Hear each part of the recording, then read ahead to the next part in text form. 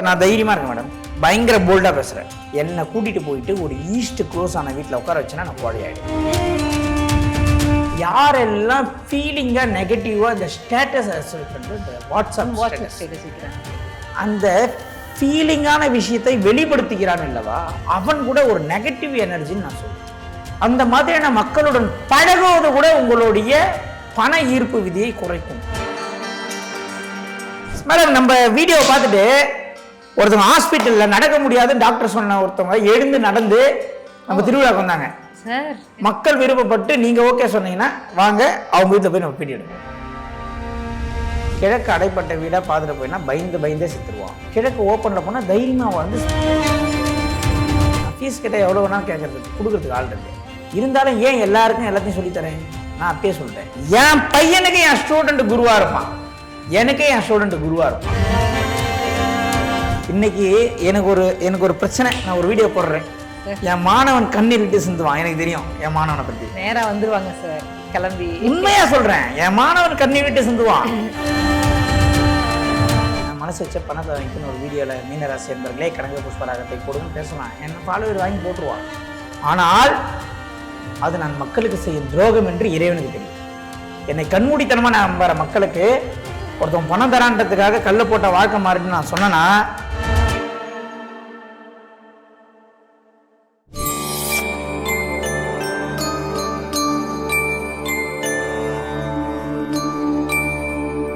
Temple express நேயர்கள் அனைவருக்கும் வணக்கம். இன்னைக்கு நம்ம கூட PMK வாஸ்து அகாடமி நிறுவனர் திரு சம்பத் சுப்பிரமணி சார் இருக்காங்க. வணக்கம் சார். வணக்கம் மேடம்.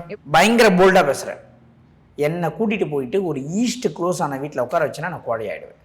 ஓ, இதே சம்பத் சுப்பிரமணி தானே, அங்கேயும் தைரியம் இருக்கணும் தானே? இருக்காது. ஓ, பயம் வந்துடும், அதுவா கிரியேட் ஆகிடும். அப்புறம் எப்படி தெரியுமா வருவேன்? வீடியோ பேச எழுதி எடுத்துட்டு வருவேன், கரெக்டாக பேசிடுவோம். இப்போ நீ எதை வேணாலும் கேள்வி நான் பதில் சொல்றேன்னு நீங்க உட்காரல மேடம். இதுக்கு காரணம் என்ன? என்னுடைய வீடு. என்னுடைய வீட்டில் இருக்கக்கூடிய ஈஸ்ட் கிழக்கில் இருக்கக்கூடிய பெரிய ஜன்னல் எனக்கு ஆரோக்கியத்தையும் அதிகாரத்தையும் ஆளுமையையும் தைரியத்தையும் கொடுக்குது. இதே தைரியம் உள்ள சம்பத் தான். ஆனா ஈஸ்ட் க்ளோஸ் ஆன வீட்டில் போயிட்டேன். பயந்தே வாழ்க்கையை செத்து, பயந்தே வாழ்க்கை பயணம் முடிந்து விடும். இப்போ ஒரு விஷயத்தை தெளிவாக புரிந்து கொள்ள வேண்டும். ஒருத்தவங்க வாழ்க்கையில ஜெயிக்கணும்னா தைரியம் தான் வேணும்னு சொன்னேனே தவிர ஆணவம் இருக்கக்கூடாது. ஏன்னா சில பேர் தப்பா புரிஞ்சுப்பாங்க. தைரியம் வேற, ஆணவம் வேற. தான் என்பது ஆணவம், தைரியம் என்பது வேறு. சரிங்களா? இந்த கான்ஃபிடென்ஸ் லெவல் தான் நம்மளை அடுத்த லெவலுக்கு கொண்டு போகும். இப்போ ஒரு விஷயத்த சொல்கிறேன், யாரெல்லாம் ஃபீலிங்காக நெகட்டிவாக இந்த ஸ்டேட்டஸ் வைக்கிறாங்களோ, இந்த வாட்ஸ்அப் ஸ்டேட்டஸ் வைக்கிறாங்க, என் ஃபோனில் நான் என்ன பண்ணுவேன் தெரியுமா? அவங்க நம்பர் எப்பவுமே பிளாக் பண்ணிடுவேன். ஓ, அந்த ஃபீலிங்கான விஷயத்தை வெளிப்படுத்திக்கிறான் அல்லவா, அவன் கூட ஒரு நெகட்டிவ் எனர்ஜின்னு நான் சொல்கிறேன். ஓகே. அந்த மாதிரியான மக்களுடன் பழகுவது கூட உங்களுடைய பண ஈர்ப்பு விதியை குறைக்கும். யாரு ஸ்டேட்டஸ்ல வைக்கிறது பார்த்தா கூட அது மாதிரி யார் பாப்பா? எனக்கு உங்க ஃப்ரெண்டு வைக்கிறாங்கன்னா நீங்க பாப்பீங்க. அப்போ ஒரு துக்கத்தை ஏற்றுக்கொள்ளக்கூடிய அளவுக்கு மனப்பக்குவம் இல்லாதவன் அந்த ஸ்டேட்டஸை, தன்னுடைய துக்கத்தை வெளிப்படுத்துகிறான். அவன் யார்? உன் நண்பன் தானே, உன் கான்டாக்ட்ல தானே இருக்கான். ஆமா. அப்ப நீ வேற அவன் வேற இல்லை. ஓகே, ஒட்டிக்கும். நல்லா புரிஞ்சுக்கங்க. சில பேர்லாம் அப்போ ஐசோலேட் ஆகி தனியாக இருக்கிறது ரொம்ப நல்லதுங்கிறீங்க. நான் என்ன சொல்கிறேன், சில பேர்லாம் எதனா திட்டா கோவப்பட்டா உடனே போய் ஸ்டேட்டஸில் முதுவில் குத்தி விட்டீர்கள், ஆண்டவன் ஒரு நாள் கண்டிப்பாக உங்களை பழி வாங்குவார்கள். எனக்கே ஒருத்தர் வச்சாரு. எப்படி தெரியுமா? ஒரு ரஜினி டைலாக் வரும், அது வச்சாரு ஒரு நண்பர் ஒருத்தர். நீங்கள் எனக்கு செஞ்ச துரோகத்தை நான் மன்னிச்சிட்டேன், நான் மன்னிச்சாலும் இந்த ஆண்டவன் உங்களை ஆஹா போயிட்டார். நான் எதுவுமே பண்ணல. தன்வினை தன்னை சுடும். நீ எதை சொல்றியோ அந்த வார்த்தைக்கு நீயே முதலாளி. உன் வாயிலிருந்து வருகின்ற ஒவ்வொரு வார்த்தையையும் நீ மட்டும்தான் அதுக்கு ரெஸ்பான்சிபிலிட்டி. நான் உன்னை மன்னிச்சாலும் ஆண்டவன் உன்னை மன்னிக்க மாட்டான்னு அவர் என்ன சொல்றதா நினைச்சாரு. கடைசியில அவருக்கே ஆண்டவன் அவனை மன்னிக்க மாட்டான் என்பதை புரிய வைத்துள்ளார் என்பது ஞானம் அவர் கிடையாது. அந்த அண்டர்ஸ்டாண்டிங் இல்லாம இருக்குல்ல, புரிதல் இல்ல. அந்த நான் சொல்ற புரிதல் மிகப்பெரிய புரிதல். எல்லாருக்கும் அவ்வளவு சீக்கிரம் வந்து இது எல்லாருக்கும் வந்துட்டா எல்லாம் ஞானிகளாக சுத்துவாங்க. ஓகே, நான் சொல்றது சாதாரண புரிதல் அல்ல, இது பெரிய புரிதல். அவ்வளவு சீக்கிரம் புரியாது. வந்துருச்சுன்னா நீங்க ஏன் என்கிட்ட படிக்க வரணும்? நீங்களே ஒரு மாஸ்டர். புரியுதுங்களா? அவ்வளவு சீக்கிரம் வராது. ஈகோ விடாது. அதான் உண்மை. இப்போ அனைவருமே தைரியமா இருங்கன்ற. தைரியமா இருக்க முடியலையே சார், கடன் கட்டணுமே, என் வீட்டுக்காரர் குடிக்கிறாரு, வேலை இல்லையே, நீங்க சொல்லிடுறீங்க. உங்க மேடம் நம்ம வீடியோ பார்த்துட்டு ஒருத்தவங்க ஹாஸ்பிட்டல்ல நடக்க முடியாது டாக்டர் சொன்ன ஒருத்தவங்க எழுந்து நடந்து நம்ம திருவிழாக்கு வந்தாங்க சார். என்ன சொல்றீங்க? அவங்கள நீங்க ஓகேன்னு சொன்னீங்கன்னா, மக்கள் விருப்பப்பட்டு நீங்க ஓகே சொன்னீங்கன்னா வாங்க அவங்க வீட்டுல போய் நம்ம பேட்டி எடுக்கணும் சார். ஒன்றும் பிரச்சனை. பாண்டிச்சேரி தாராளமா பாண்டிச்சேரி போவோம். அவங்க சொல்றாங்க, சார் என்னால நடக்கவே முடியாதுன்னு நினைச்சேன், உங்களுடைய வீடியோவையும் தைரியத்தையும் நான் பார்த்தேன், உடனே எழுந்து நடந்தேன் சார். நீங்க தெய்வம் சொல்லுவாங்க, நான் தெய்வம்லாம் கிடையாது. இங்க பாருங்க, என்ன சார் வாஸ்து கன்சல்ட், நான் மனிதன், நான் மனிதன், அவ்வளவுதான். ஆனா அவ எழுந்து நடந்தது உண்மை. நீங்க விருப்பப்பட்டீங்கன்னா, மக்கள் விருப்பப்பட்டாங்கன்னா நேரடியாக வீட்டுல போய் இன்டர்வியூ எடுப்போம். தைரியம் வேணுங்க. ஓகே, புரியுதுங்களா? அந்த தைரியத்தை கொடுப்பதுதான் பிஎம்கே வாஸ்து அகாடமி. Super sir. வேற ஒன்றும் இல்லை. புரிஞ்சுது. அந்த தைரியத்தை நான் கொடுத்துட்டுன்னு வைங்களேன், ஒரு வைபிளே சுத்துவான் நம்ம ஸ்டூடெண்ட்லாம். யாரும் ஒன்றும் பண்ண முடியாது. ஓகே, மலையே பாருங்க. கிளாஸ்க்கு வர்றதுக்கான காரணம் வந்து இப்படி ஒரு புரிதல் ஏற்படுத்துன்னு புரியுது. வைப், இது கிளாஸ் வைப் கிளாஸ் கூட வைக்கலாம். வாஸ்து கிளாஸை விட வைப் கிளாஸ்னு வைக்கலாம். ஒரு வைப்பை கிரியேட் பண்ணிடுவேன். அதில் எந்த விதமான மாற்று கருத்தும் கிடையாது. ஓகே பாருங்க, நான் வந்து இந்த கலையை மறைத்து பிஸ்னஸ் செய்யணும்னு நினச்சா என் தலைமுறை வரைக்கும் நான் சம்பாதிக்கலாம். நான் ஃபீஸ் கிட்ட எவ்வளோ வேணாலும் கேட்கறதுக்கு கொடுக்கறதுக்கு ஆள் இருக்கு. கண்டிப்பாக. இருந்தாலும் ஏன் எல்லாருக்கும் எல்லாத்தையும் சொல்லித்தரேன்? நான் அப்பயே சொல்லிட்டேன், என் பையனுக்கு என் ஸ்டூடெண்ட் குருவாக இருப்பான், எனக்கு என் ஸ்டூடெண்ட் குருவாக இருப்பான். நான் இங்கே விதைக்கிறேன், பின்னாடி நான் அனுபவிப்பேன். செய்ததை திரும்ப பெறுவேன், செய்வேனை திருந்த செய்ன்னு சொன்னான். திருவள்ளுவர் சொன்னதை ஃபாலோ பண்றேன். நீ மறைக்காதடா, இயற்கை உனக்கு மறைச்சிடான் இறைவன். நீ கொடுக்கறத தடுத்தனா உனக்கு நான் கொடுக்கறத தடுத்துருவான்றான். நீ எதை செய்கின்றாயோ அதையும் இந்த இயற்கை திரும்பி செய்யும் என்பதை நான் உணர்ந்து விட்டேன். என் மாணவர்களுக்கு நான் சொல்றேன், இயற்கை எனக்கு இன்னும் நிறைய புது அப்டேட் தருது. அடுத்த கிளாஸ் நான் பல்லவன் பஸ் மாதிரி இருந்தேன், அப்புறம் டீலக்ஸ் பஸ்ஸாக மாறினேன். இப்போ இந்த டீலக்ஸ்ல இப்போ புதுசாக ஒரு பஸ் அப்படியே தரையிலே தவிர அந்த அட்வான்ஸ் லெவலில் கிளாஸ் எடுக்கிறோம் இப்போ. சூப்பர். அப்புறம் ஜெட்டு மாதிரி போகும். அல்ல, ஒரு அட்வான்ஸ் தான் மேடம். ஒரு ஒரு ஒரு ஒரு காலத்தின் பரிமாணத்தின் வளர்ச்சியும் வாஸ்துவும் வேற இல்லை, ஒன்று தான். சூப்பர். ஆனால் நம்ம கிளாஸில் இப்பயும் சொல்கிறேன், என் ஸ்டூடெண்ட்டை கூப்பிட்டு கீழே 1 கோடி ரூபா பணத்தை போட்டு எடுன்னு சொல்லுங்க, எடுக்க மாட்டேன். எதுவுமே நேராக டேஷனில் கொடுத்துருவோம். அதுதான் பிஎம்கே வாஸ்து அகாடமியோட மாணவர்கள். அவனுக்கு தெரியும் எடுத்தா என்ன ஆகணும், அவனுக்கு தெரியும். அந்த புரிதலை நான் ஏற்படுத்திட்டேன். அது வரைக்கும் எனக்கு ஒரு மிகப்பெரிய சந்தோஷம். Super sir. என் மாணவர்களுக்கு கூடிய சீக்கிரம் சர்டிஃபிகேட் ஃபங்க்ஷன் வைப்பேன். அப்போ பெரிய செலிபிரிட்டிலாம் கூப்பிடுவேன். அந்த செலிபிரிட்டியெல்லாம் நீங்கள் வந்து பார்க்கும்போது புரிஞ்சுப்பீங்க என்னுடைய புரிதல் எப்படி இருக்குன்னு. கண்டிப்பாக கண்டிப்பாக சார். சரிங்களா? இல்லை, ஆடியன்ஸ் பார்க்கும்போதே தெரியுது. ஏன்னா உங்கள் வீடியோ பார்த்து வாஸ்து சரி பண்ணவங்களும் உண்டு, கிளாஸ்க்கு வராமல் நிறைய பேர் ஏங்கினவங்களும் உண்டு. அவங்க அந்த மாதிரி இருக்கிற நபர்களுக்காக தான் நம்ம வீடியோவே பண்ணிக்கிட்டு இருக்கோம். தொடர்ந்து நிறைய விஷயங்கள் பேசிக்கிட்டு இருக்கோம். இப்போ நீங்கள் கிழக்கு பற்றி சொன்னீங்க, கிழக்கு அடைப்பட்ட அந்த மாதிரி தைரியமாக இருக்க முடியாது அப்படின்னு சொல்லிட்டு, அப்போ கான்ஃபிடென்ஸ், வில் பவர் இதெல்லாமே இருக்கணும் அப்படின்னா அப்போ அதுக்கும் கிழக்குக்கும் வந்து ரொம்ப பெரிய ரொம்ப சம்பந்தம் உண்டு மேடம். இப்போ கிழக்கு அடைப்பட்ட வீடாக பார்த்து சூஸ் பண்ணி போயிட்டா ஓகேங்களா? கிழக்கு அடைப்பட்ட வீடாக பார்த்துட்டு போயினா பயந்தே செத்துருவான்.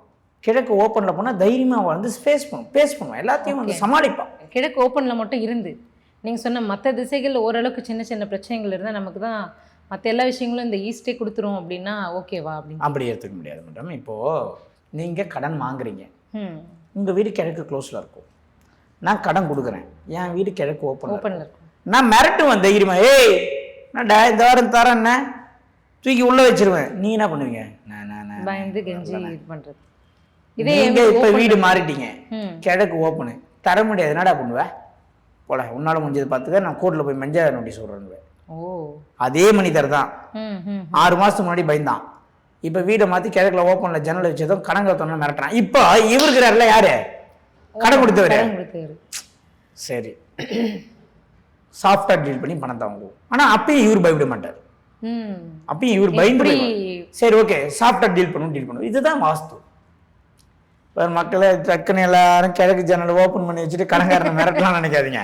ஒரு இன்ச்சு என் மக்கள்லாம் வந்து ரொம்ப தெளிவானவங்க. நம்ம என்ன சொன்னாலும் உடனே பாருங்க எத்தனை பேர் ஈஸ்ட் க்ளோஸ்லேருந்து மாறுறாங்க. நிறைய புரிதல் வேணுங்கள. வாஸ்துன்னா எனக்கு ஒரு ஆசைன்னு சொல்லலாம், அது தப்பாக கூட இருக்கலாம், மக்களுக்கு தப்பாக இருக்கலாம், எனக்கு அது சரியாக கூட பண்ணலாம். இப்போ ஃபுட்பால்னு சொன்னால் நம்ம ரொனால்டோக்கு ஈக்குவலாக சொல்ல போனால் மெஸ்ஸி. கிரிக்கெட் அப்படின்னு சொன்னீங்கன்னா நம்ம சச்சின் டெண்டுல்கர், கோலி, கபில் தேவ் சொல்கிறோம். நம்ம வந்து டென்னிஸ்ன்னு சொன்னால் சானியா மிர்சா சொல்கிறோம். இப்படி ஒரு துறையிலையும் ஒரு ஆளை சொல்கிறோம். வாஸ்துன்னா சம்பத் சுப்பிரமணி என்று இந்த காலம் ஒரு காலத்தில் சொல்ல வேண்டும் என்ற ஒரு ஒரு கோட்பாடோட நான் ஓடிக்கொண்டிருக்கிறேன்.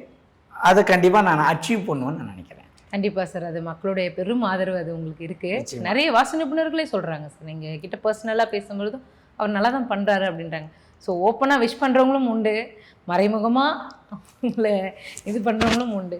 ஸோ அவங்கவுங்க விதைக்கிறது அவங்கவுங்க எடுத்துகிட்டு போவாங்க. ஆமாம் மேடம், அதுலேருந்து விதமான மாற்றுக்கிறது. நிறைய பேருக்கு சின்ன வயசு 23 வயசில் இவ்வளோ பெரிய வளர்ச்சி எப்படி, இவ்வளோ பெரிய அச்சீவ்மெண்ட் எப்படி, எங்கேருந்து இவருக்கு இதெல்லாம் கிடைக்குதுன்ற சில விஷயத்தை ஏற்றுக்க முடியாது.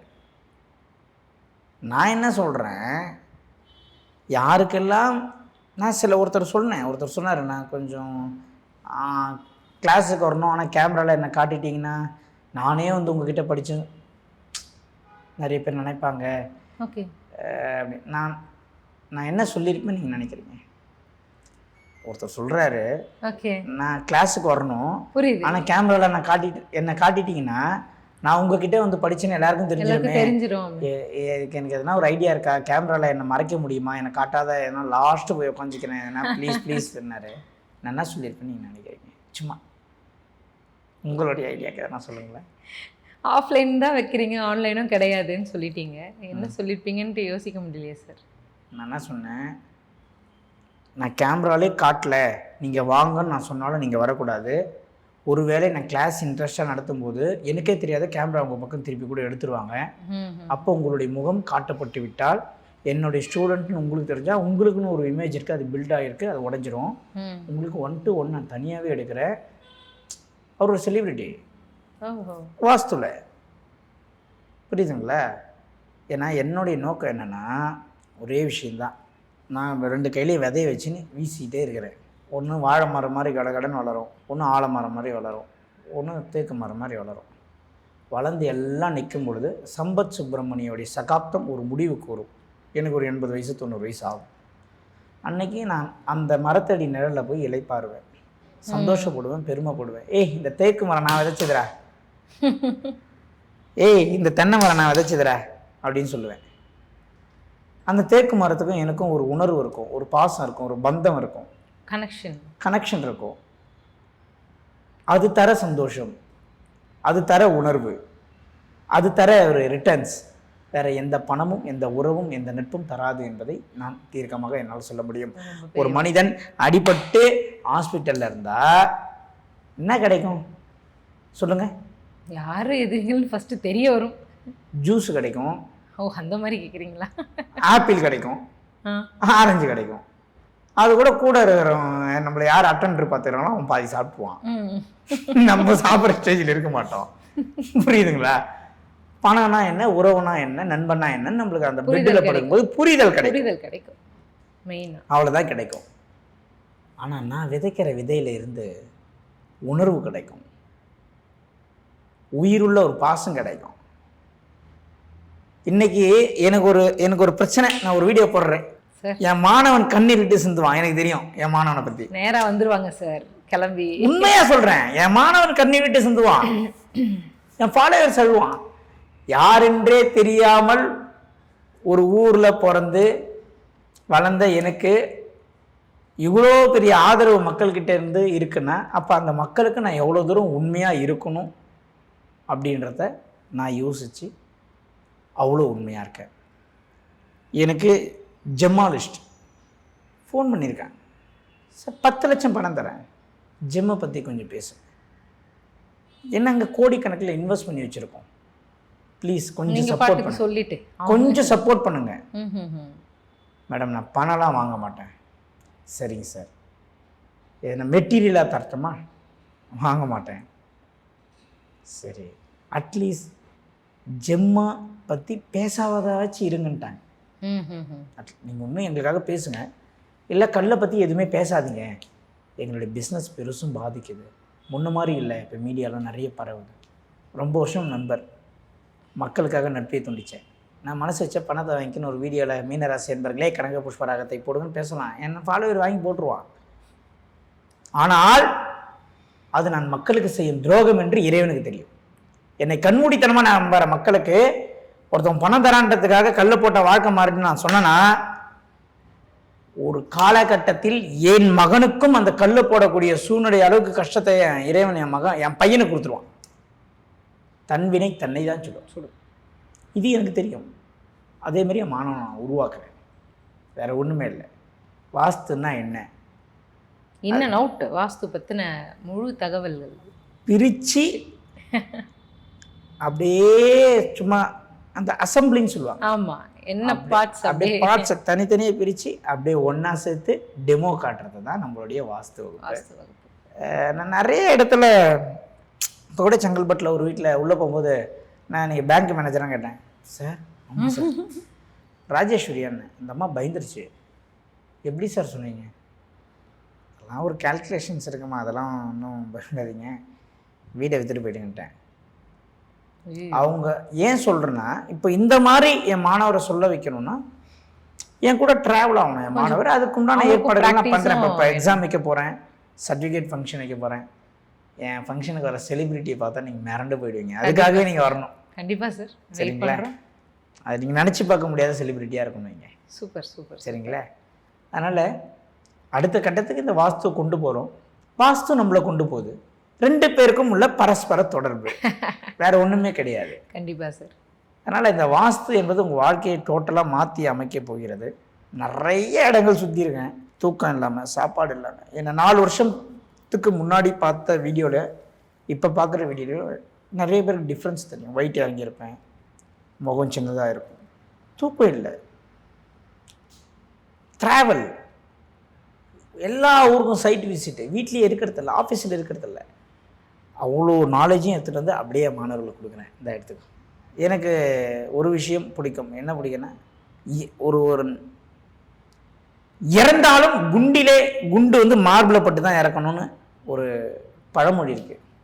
வீழ்ந்தாலும் நெஞ்சிலே குண்டு பட்டு வீழ்வேனே தவிர முதுகில் குண்டு வாங்க மாட்டேன். அந்த மாதிரி நேர்மை என்பது இந்த கலியுகத்தில் ஜெயிக்காதுன்னு பல பேர் சொன்னாலும் இறுதியில் நேர்மை மட்டுமே ஜெயிக்கும் என்பதில் எந்த விதமான மாற்று கருத்தும் கிடையாது. அந்த நேர்மைக்கும் வாஸ்துக்கும் என்ன தொடர்பு என்பதை நம்ம வாஸ்து வகுப்பில் பார்ப்போம். பெரிய சப்ஜெக்டு. ஸோ வாஸ்துல வந்துட்டு ஒரு வகுப்புலையுமே வந்துட்டு நீங்கள் A for apple, A for aeroplane அப்படின்னு மாற்றி சொல்லும் பொழுது ஏன் மாற்றினீங்கன்னு கேள்வி கேட்காம ஆப்பிள் சொன்னதுக்கும் ஏரோப்ளேன் சொன்னதுக்கும் உண்டான காரணத்தை புரிஞ்சுக்கிட்டாலே அவங்க லைஃப்பில் வந்துட்டு ஒரு பெரிய ஏரோப்ளேன் சொல்லணும்னா ஆப்பிள் சொல்லணும்னு எனக்கே தெரியும். அதான் அதான் அந்த இடத்துல நிற்கும் போது இறைவன் எனக்கு என்ன வருதோ அதான், அவ்வளோதான், அதுதான் கிளாஸ். புரியுது. ஆனால் அதோடைய ரிசல்ட் வேற மாதிரி இருக்கும், வேற லெவல்ல இருக்கும். அதான் சார், இப்போ ஒரு பேட்ச்ல வந்தவங்க அடுத்த பேட்ச்க்கு கண்டிப்பா இன்னொரு தடவை வரதுக்கான காரணமும் அதுதான் ஏன் வந்து ஒரு பேட்சுக்கு வந்தவங்க அடுத்த பேட்சுக்கு வராங்கன்னா ஒவ்வொரு கிளாஸுமே ஒவ்வொரு மாதிரி இருக்கு. அதனால நம்ம ஒரு கிளாஸ்ல கூட அந்த ஷீட்டை வச்சுலாம் கிளாஸ் எடுக்கவே மாட்டோம், எடுத்ததும் கிடையாது. கண்டிப்பா நாங்களே பார்த்துருக்கோம் சார். அது அப்படியே வரும், அது உணர்வோடு கலந்த ஒன்று. கேமரால நாங்கள் ஷூட் பண்ணாமல் நிறைய விஷயங்கள் நாங்கள் நேரில் பார்த்து அதிசயத்து ஆச்சரியப்பட்டிருக்கோம்.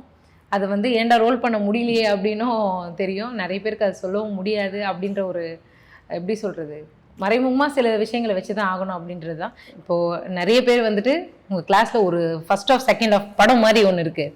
கிளைமேக்ஸும் நாங்கள் பார்த்துருக்கோம். அது எந்த மாதிரி முடியுது, கதைக்கு ஏற்றார் போல உங்களோட கிளாஸ் எங்கே தொடங்கி எங்கே முடியுது அப்படிங்கிறது வந்து நாங்கள் ஒரு ஃபுல் செஷனாகவே நாங்கள் பார்த்துருக்கோம். அது நேரில் பார்க்கும்போது தான் அது எங்களுக்கும் ஃபீல் ஆகுது.